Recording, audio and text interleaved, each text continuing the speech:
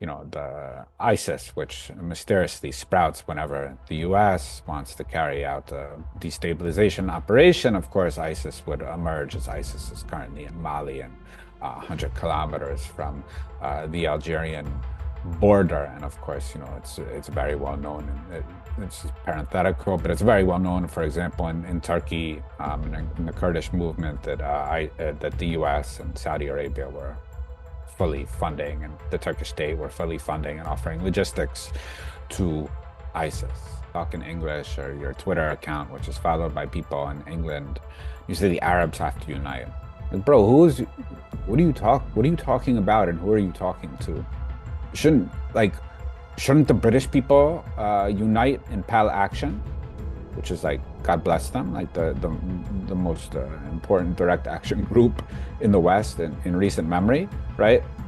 Shouldn't the British and French unite in the PAL Action International?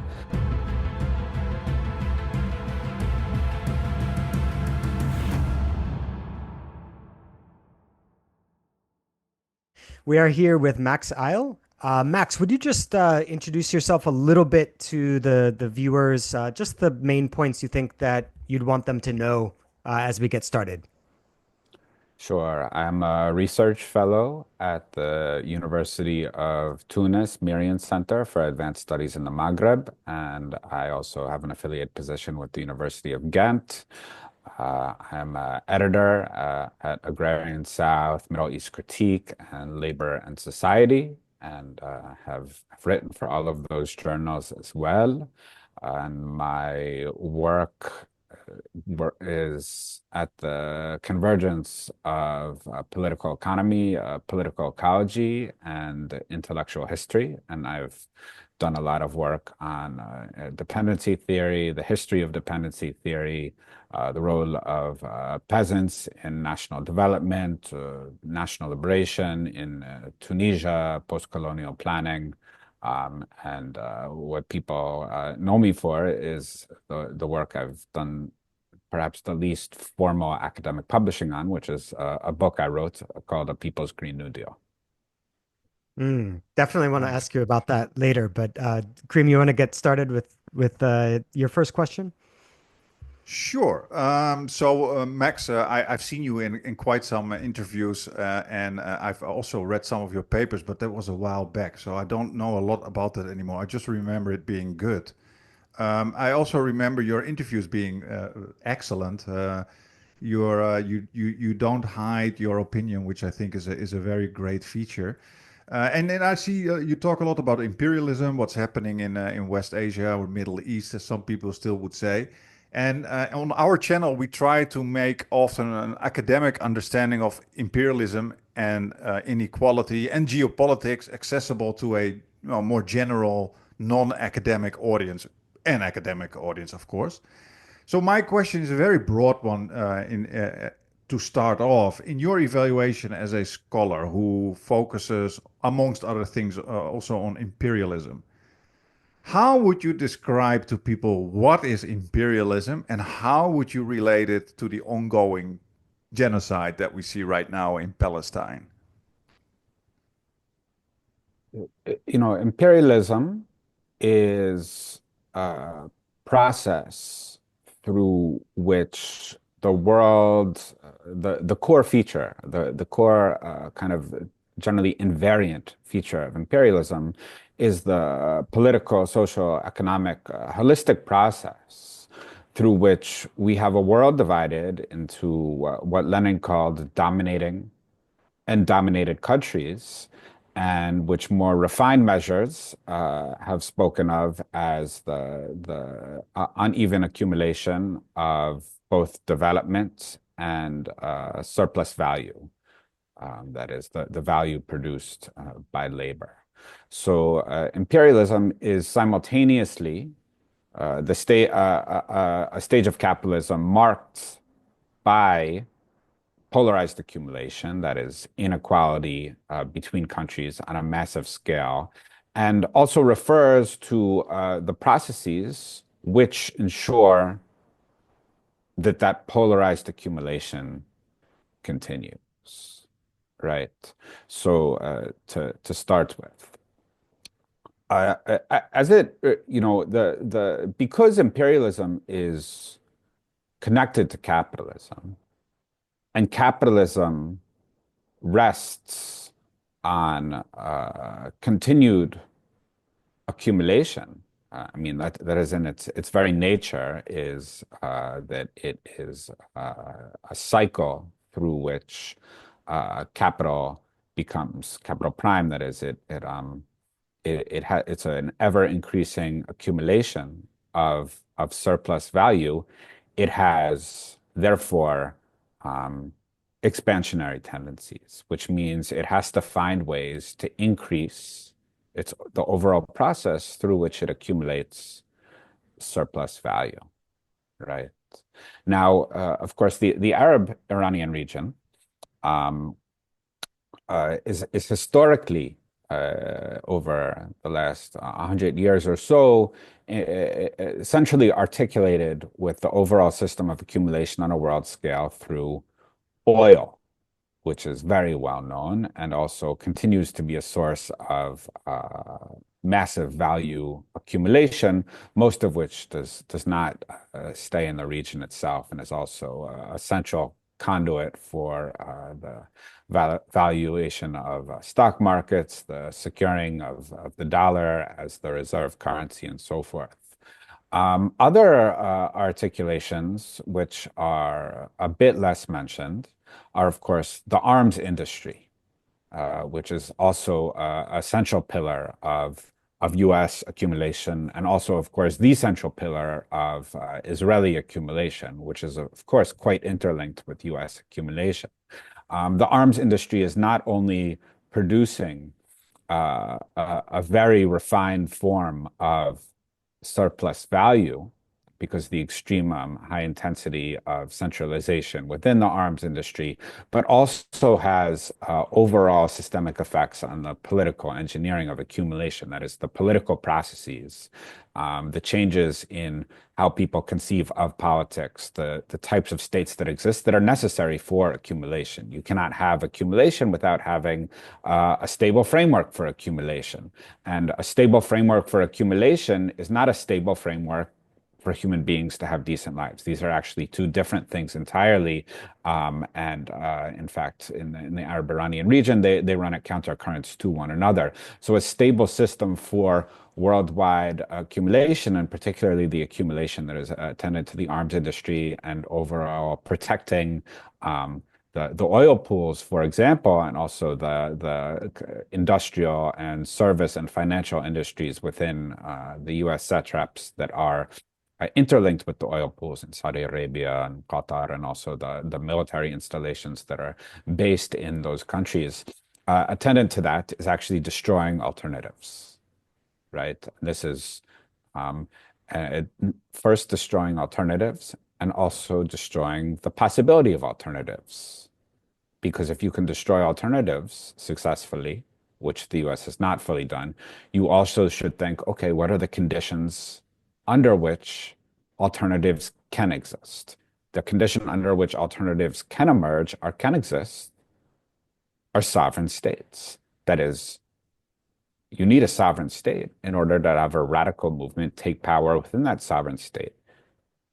If you abolish the state itself, or you reconstruct the state. This is what al-Qadri is termed. You reconstruct it as an inherently unstable sectarian entity, like in Iraq, like in Lebanon, and God knows what Syria will now become. Then you actually create yet another obstacle in front of the capacity for popular classes to either to mobilize behind or constitute a political force that can represent their interests. And of course, the other aspect is, of course, the process of instilling defeat, which is this is kind of a central current of radical Marxist and Arab nationalist thought going back to the 1960s, that Israel's role has been to instill a sense of defeat through ongoing military victories. And this is what was resisted at the intellectual level and also through and attempted to be resisted through guerrilla warfare in the 1960s and 1970s, but was successfully resisted through guerrilla warfare starting in the 1990s and 2000s with the rise of asymmetric guerrilla forces that were able to go toe-to-toe with Israel, the Israeli state, and its U.S. backers. So, speaking about less than fully sovereign states, we've got just yesterday the Arab Summit issued a statement basically rejecting obviously rejecting the Trump call for ethnic cleansing and then rebuilding Gaza. I'm wondering, what do you think is the most likely eventual outcome here, at least in the near term? Because it seems to me like, Trump really does need the client regimes in the area to go along with his plan for it to be in any way practicable. Leaving aside the fact that I don't see how he would manage to ethnically cleanse Gaza anyway. The Israelis have been trying for over a year and failed. But do you think that what's your assessment? I don't want to tip the scales here. I'm trying to remain optimistic, but what's your just honest assessment? Uh, My sense is that overall, Trump deploys a strategy of kind of political and cognitive chaos amongst the kind of mentality, the thinking of his potential opponents, both domestically and abroad, and also for that matter, amongst his vassal states. And for that matter, he has several competing currents within his administration itself. I mean, others are more informed about this, can speak better about it, but it's clear that there's the techno bosses and techno billionaires. There are also the kind of messianic right-wing expansionary fanatics to take two components. Now, the thrust, so these balloons, Trump talks about real estate. I mean, I think I don't take them that seriously. I mean, I understand why they're scary to people, but these are not the policies that I take that seriously. If what it looks like amongst the many things that it's unclear that Trump is doing, Trump has uh, brought the war home to his so-called own people, right? I mean, there's the anticipation is a massive already in the last week. There's been a substantial devaluation of the dollar, right? Which means a devaluation and you know and if prices increase, then in real terms, then there's a devaluation of the purchasing power of the U.S. consumer. There's expectations for Q1 GDP shrinkage. I mean, the indicators went into anticipating recession almost immediately. So this is what it seems to me, and meanwhile, he's systematically gutting the capacity of people to dissent, right? I mean, this is very widespread also. So he's actually engineering the political and ideological conditions for that. So it seems to me that he doesn't want to settle things anywhere on very liberatory terms, but the potential escalation seems to be with China rather, and it seems that he wants a short-term lull in hostilities in the Arab-Iranian region, to be very frank. I don't know. I would bet on it, but not a lot of money. I'm quite unsure.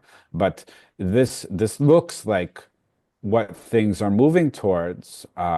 He can cruise on the Biden government's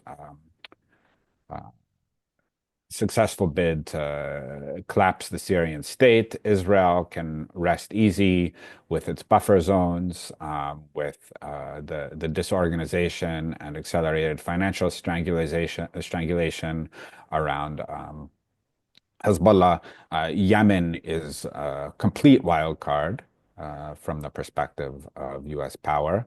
And you know, in one way or another, I think they can rely on the fact that although Palestinians will not accept ethnic cleansing, and it seems that the satrap governments like Qatar um, want there to be some form of, if not per se reconstruction, although this is possible, but at least some form of kind of intravenous humanitarian flow into the Gaza Strip.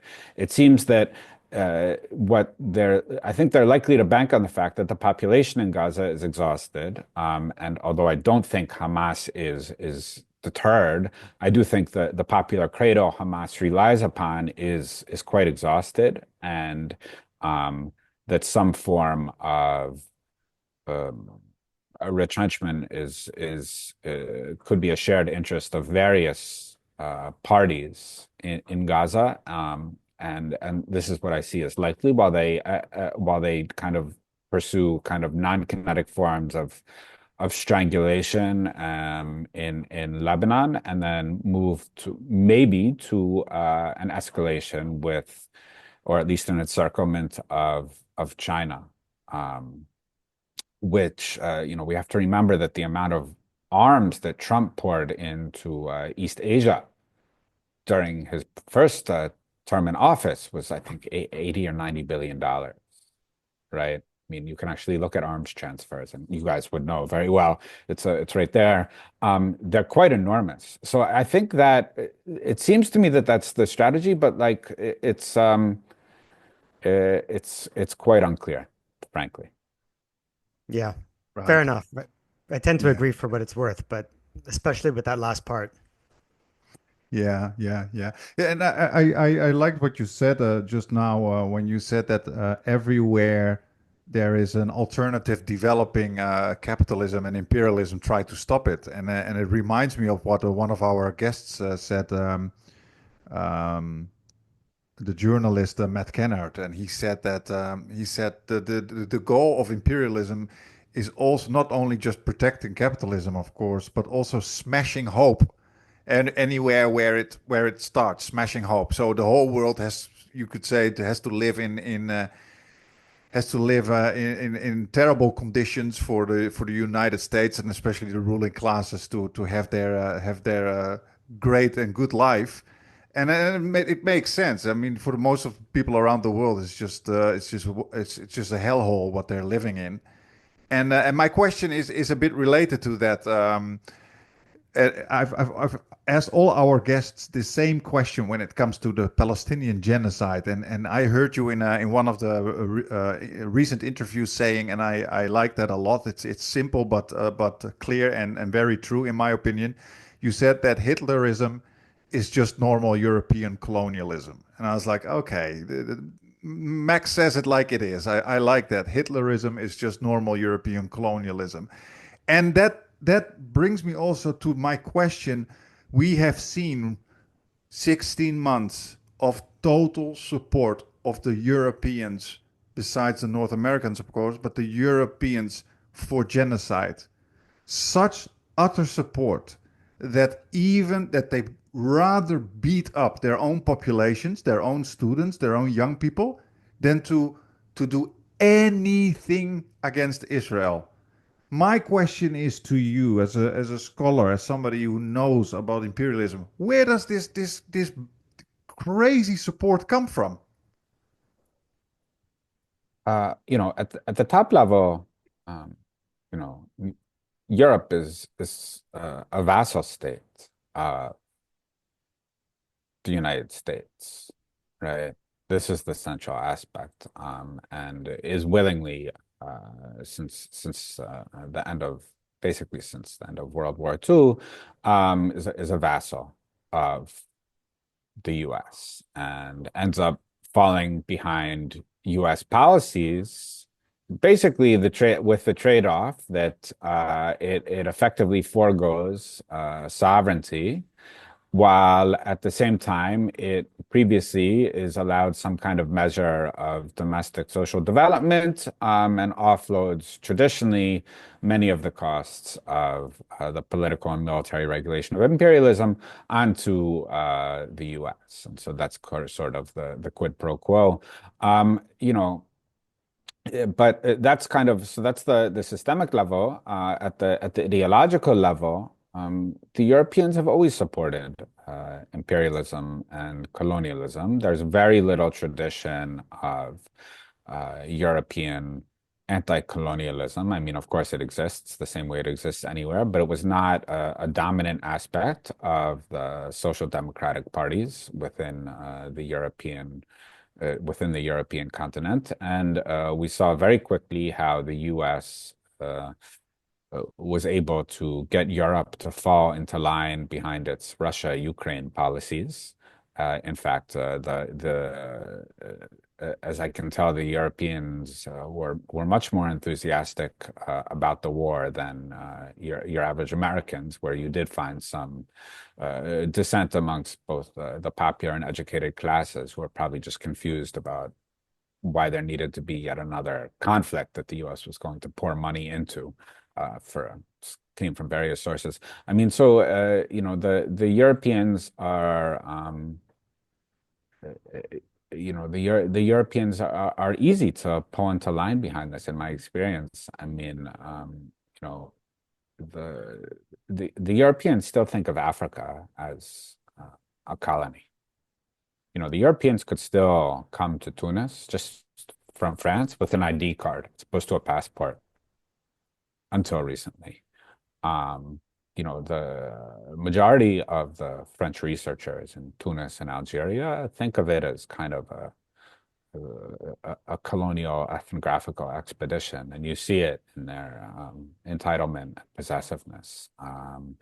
And racism. So never mind, that they really quite think they not only do they think, but they're correct that West Africa has historically been and much of it still is, literally under arrangements that are um, colonial, not even neo-colonial, right? Like the currency controls and so forth, and the military bases. I mean, one of the most aborted uh, post-colonial transition. So getting them to fall into line behind the U.S. imperialist agenda, in addition to all the local kind of efflorescences and outcroppings of Zionist lobby that disorganizes opposition, the application of and the kind of mimetic creation of terror lists on the U.S. model, and so forth. This is quite easy for the Europeans to do. I mean, and above all, Germany with its which of course is been one of the easiest and most powerful states to pull into line, but also they also have major imperial interests in the Arab region and North Africa. I mean, going back to the 1960s, Germany was one of the major foreign investors in Tunisia. A lot of the civil society um, is supported by Germans, and the brain drain from the Arab region, West Asia, North Africa to Europe, but especially Germany, is immense, right? Which is actually a subsidy to the well-being of every class in German society, right? Um, Engineers. But they're treated like crap. They're treated like crap in Germany. Of course, yeah. No, they're not only. I mean, I lived there too, and I would say it's beyond that they're treated like crap. My understanding is that even the ones who have been, Kurdish people of Kurdish origin or Turkish origin or Lebanese origin who have actually born there, are forced to both understand themselves and are understood by others as not Germans, which is just extreme xenophobic nationalist racism, right? And and meanwhile they're actually gaining a massive benefit from the presence of the very highly skilled workers and also the relatively unskilled workers who are from both, of course, the Balkans, but also the Arab Iranian region, Afghanistan, and elsewhere, who are doing a lot of jobs that Europeans also don't want to do.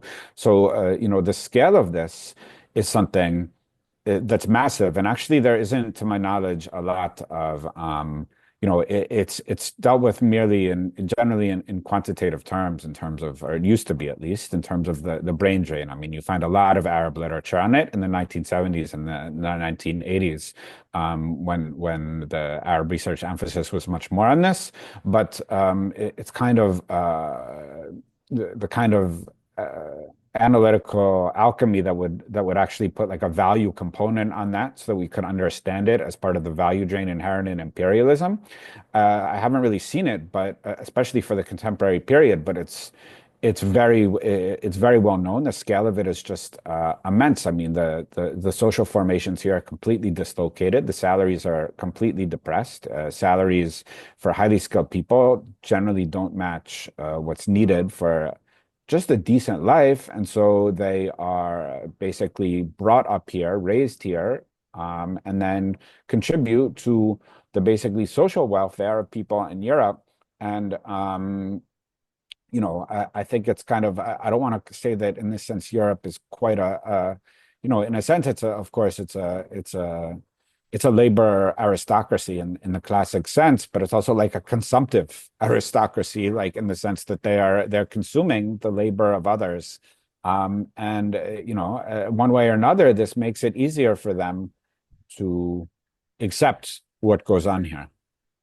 Yeah. Yeah, It's not it's, just it's the very, being it's born very and raised part. just one comment, Peter, and then I'll shut up. It's very similar, Max. You've lived in the Netherlands. I would say it's very similar in the Netherlands too. I think it's very comparable. Also, the attitude of the Germans towards their immigrants, but also descendants of immigrants, as what you see in the Netherlands. The Netherlands is also extremely hostile to people from North Africa. Sorry, Peter, go ahead. No, I was just going to comment on it. It's not just the being born and raised there, like the reproductive labor that goes into, raising people that then move to contribute to Germany. It's also the training, the education. Years and years are spent, countless labors of or hours of labor are spent by teachers in building up, what the neoliberals call human capital, that then flees to Germany to improve life in Germany, and then the thanks they get is as you described. But I there's so many questions I'd want to ask. I mean, you mentioned the CFA Frank, I think briefly. I think that would be a really good topic to discuss. But before that, I don't know if we'll have time for everything. There was something in the statement from that recent Arab summit. I don't know if it was convened under the auspices of the Arab League or if it was a separate you know meeting not connected. But one thing that really caught my eye was when they were talking about the rebuilding of Gaza. They said that they wanted, quote, sustainable green and walkable housing in urban areas with renewable energy. Now that, of course, makes me think of your Green New Deal writings. It might be hard to kind of connect these two, but perhaps maybe starting with the broader idea and then tying it to the particular case of Gaza. How could you imagine a kind of global Green New Deal for Africa, for instance, just to start there? Because I know Fidel Kaboub, who I've seen you've worked with in I forget what it was. It was a edited volume, or I believe. But regardless, he had a very interesting idea about a sort of deal that could be made between China and the African Union about massive investment in renewable energy to grow the markets of African Union member states. Could you elaborate a little bit more? Because I think a lot of people on the left are very enervated right now, very depressed. They don't see a way out. And one of the things that I think really helps is understanding that we actually do have basically shovel ready or blueprint ready plans that could be implemented. Could you describe a little bit more about your ideas about a global Green New Deal, specifically in Africa? Sure. I mean, just to as preliminary to that, I think Sinwar said something in one of his interviews, and someone was asking him about poverty and development, and even sustainable development in Gaza, and he said, do you think we don't have engineers, or do you think we don't have surgeons who are capable of doing these certain procedures or are not trained in them? He said, of course we do, but we need certain, now I'm paraphrasing a bit, but there are certain knives, like the cutting implements, that cannot be produced in Gaza. There are certain machine tools or there are certain forms of high technology. We don't have the capacity to produce them. So what are we going to do? Right? Which which means, first of all, right, that there's two aspects to that are relevant to the question. The first is the question uh, of effective political sovereignty, meaning the real capacity for the people through their representatives in the state to really begin to make decisions without worrying overly, although they'll still have to worry about war and invasion and lockdown borders and so forth, and threats and embargoes if they carry out a radical enough policy. What is it, how to really fill this kind of juridical first to achieve a juridical form of sovereignty, right, for like the Palestinians, but also really to begin to fill it with programmatic meaning, with plans, with development planning, with technological sovereignty, and so forth. In terms of a compact, which is also another way of thinking about what is delinking. I mean, you know, China will have to play a role. Already, in fact, there are solar factories that are active in Tunisia. I mean, most of the solar is imported, but some of it is active in Tunisia. And I know that Yemen has a huge amount now of solar. And of course, the African continent is very well suited for a systemic transformation to solar energy in order to carry out also thoroughgoing rural electrification, which is not obtained in large portions of the African continent, right? Um, and of course, you need some form of both sovereign industrial capacity, and you need some form of technology sharing, and probably you need capital willing to stay in the country and be harnessed to developmental goals, somewhat what South Korea was able to achieve under obviously very, very different geopolitical considerations that were kind of secured, in fact, by China in an earlier iteration. To achieve all that, you need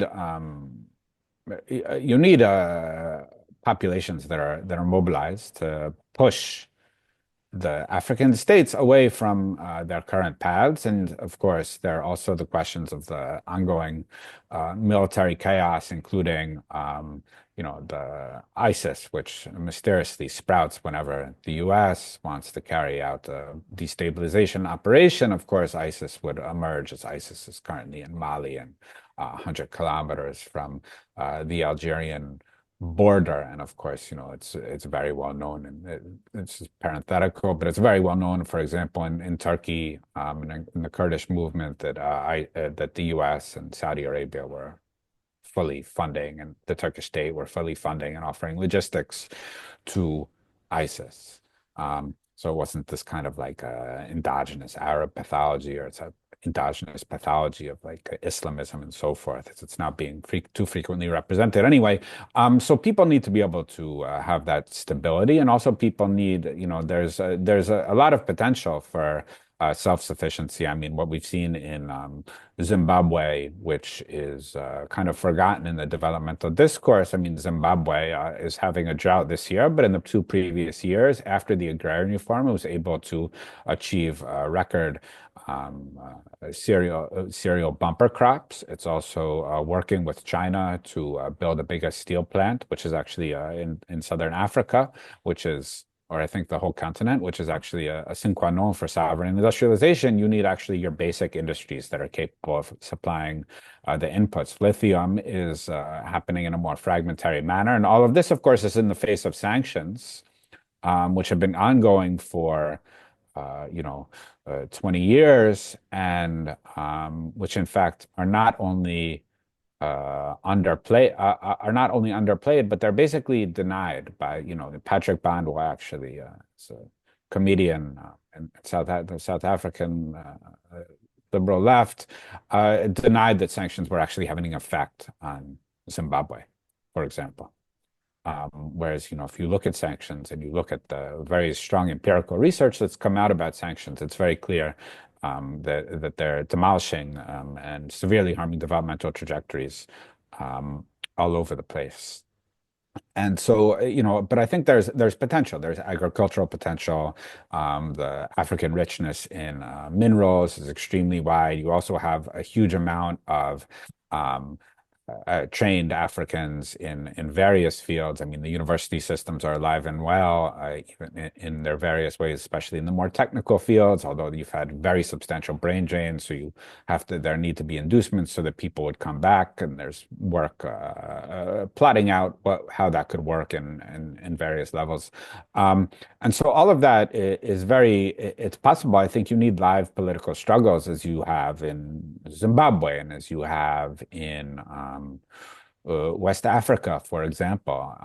And once those begin to get in motion and synergize, then there have been always plans on the table for Renaissance. I mean, there was the Lagos Plan of Action, which was a dead letter, but actually looked very carefully into this notion of kind of combined technology that is a kind of resurrection or resuscitation of the endogenous technological heritage vis-a-vis appropriate technology, but also seeking to, both in the handicraft sector, the building sector, the agricultural sector, all of which can be done with relatively low capital, which is what's primarily scarce in the African continent, and then also in the high-tech sector, which is more capital intensive, and this is where China could come into play if it's being harnessed by African governments that are able to make a deal with China that towards a mutual beneficial trading relationship, which then gets, of course, assimilated in the current discourse to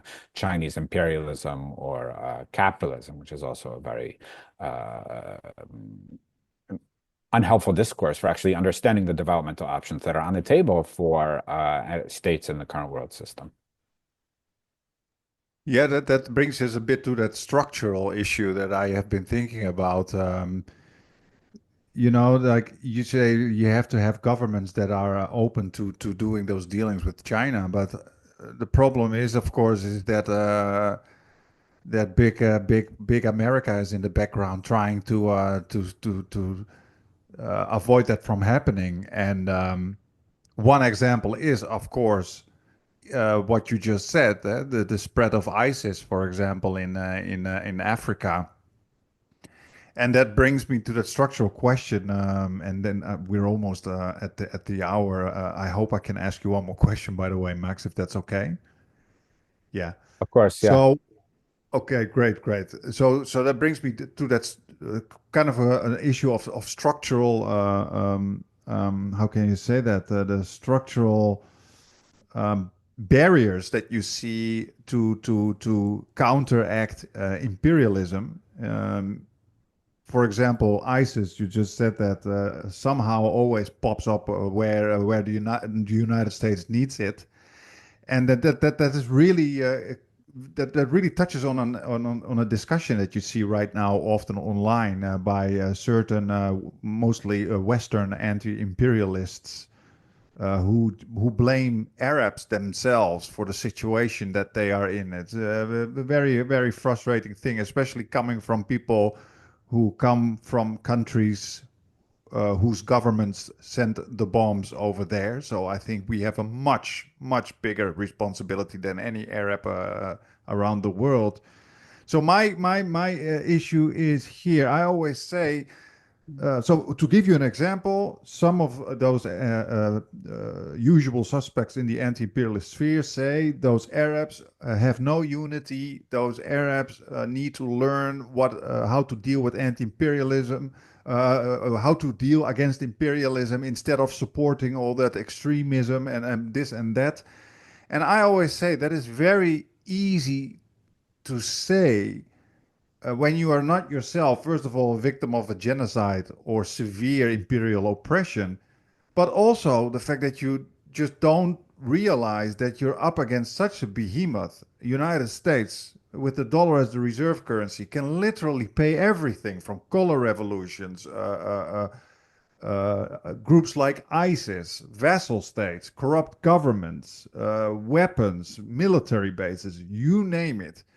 So my question to you is, U.S. empire has a lot of tools to avoid Israel. How do you see that? Do you agree with those anti-imperialists and say, yes, the Arabs should be more unified?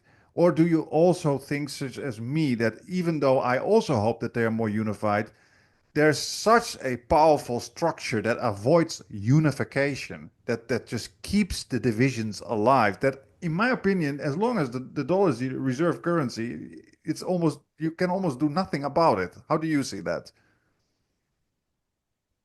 Uh, well, I think both I think both are true. I mean, politics is situated, right? So who are these, who are you doing, who are you talking to when you go on press TV in English or Al Mayadeen and talk in English or your Twitter account, which is followed by people in England, you say the Arabs have to unite. Like, bro, what are you talking about and who are you talking to? Shouldn't like shouldn't the British people unite in pal action? Which is like God bless them, like the most important direct action group in the West in recent memory, right? Shouldn't the British and French unite in the PAL Action International? Like, why isn't the call should reflect should be reflect positionality, to use a academic term that I think is real, and to the point. Um, so there's this aspect in the first place. There's the question of positionality with respect to these calls. I mean, deal with how you are making these problems more difficult in your uh, position. I mean, I live in Tunis, but I'm not, and there's huge contradictions to be dealt with here, and there's huge gaps in knowledge, and there's huge ideological deficits for sure. I work directly with a research institute that's working on sovereign agricultural development. I mean, to be very sure, like we're working on that front, but like, if I'm speaking to a Western audience, as I usually am, we're going to be talking about Western imperialism. That's for sure. I think there's a slightly different question about the order of things that you discussed, which is that the unity or these moves are impossible under the hegemony of the dollar and associated military consortia. This, I think, maybe we disagree about because, well, it's basically the expectation that the people in the West would act before people in the Arab Iranian region. And while I wish that was going to be true, I don't ex and I think there's an obligation to act. I'm not sure it's very realistic to expect um, people who are in many ways the beneficiaries of the global division of labor to, at a wide scale and at the current level of mobilization, see their interests as aligned with people living in slum in Rafah. I think we saw elements of that over the past year, especially amongst very brave young people on campuses. I think that idea is more popular, and I think that's a necessary idea for an international transition. I think it's very important. I think it's something we agitate towards and struggle towards, but um, you know, people need to build locally and in the face of the gale wind of U.S. monetary and military imperialism, and figure out ways for sovereign capacity. I mean, you know, um, what Iran has achieved with huge internal contradictions, of course, but what Iran has achieved since 1979 is very important, right? It's very remarkable the degree of institutional development, the degree of educational spread, the development of higher education institutions, the advancement in STEM and applied sciences, and the amount of endogenous industrial and technological development. Iran has done a very good job, and this is because they had a revolution. Now, could they have had a revolution? To do a revolution like that without the Soviets around is harder. Uh, Not to say that the Iranian Revolution was pro-Soviet, it was not, but nevertheless, there was developmental and ideological space opened by the existence of the Soviets. But what other what other choices are there, right? Other than national sovereign projects that want to develop in the face of whatever the U.S. and its allies impose. I mean, it has to be done. I was Yeah, more thinking. I also don't expect the West to stand up to be the point of change. I was more thinking about that countries around the world who are under threat of U.S. imperialism, for example, China, really start being serious about dropping the dollar, not with these little small steps, but take serious measures to drop the dollar because they are funding imperialism against themselves. That's a bit the thought that I had behind it. Yeah, I mean, I think I think eventually, yes, it has to be done. I think it's happening. Probably you guys are paying a little more attention to these flows than I am. I mean, I do believe it's happening slowly, but I think it's my understanding there's quite a lot of obstacles to, there's a lot of bidirectional currency swaps and trade being conducted between Russia and China, of course. And I think this can happen more and more, but I think it's a very slow shift, and we'll see how it goes. yeah. Definitely a lot of obstacles. I mean, they basically have to recreate or resolve the problems that the IMF was instituted to solve back in what 1944, but they've got to do it without and outside of the US dominated system. So it's definitely hard, but I'm cautiously optimistic that steps are being taken in that direction. We'll see if they're able to resolve some of the trade frictions that'll inevitably involve or pop up when you have massive export surplus countries, and then of course the opposite side of the balance sheet is trade deficit countries. So they've got to come up with a way of resolving those. But yeah, I would hope that that's the direction that the rest of the world is moving in, and the U.S. certainly helped that along, gave it a fillip with the whole Russia sanctions. So we'll see if that proceeds apace.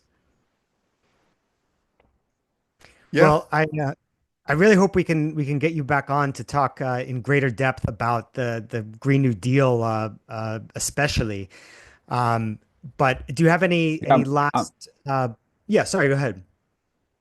no, no, I'm very happy to come back again. We were just a little constrained today in terms of time, but you have my time in the future, even in the near future. Sure. Great, that would be great, great. fantastic. Yeah, Yeah, yeah. Okay, with them wishing you a nice day, MX. That was great, and we're definitely gonna ask you to come back on to go more in depth about the stuff that we've been talking about. and real Sure. quick, And do you have any sorry, go ahead. like a website you would recommend viewers check out where they can find more of your work?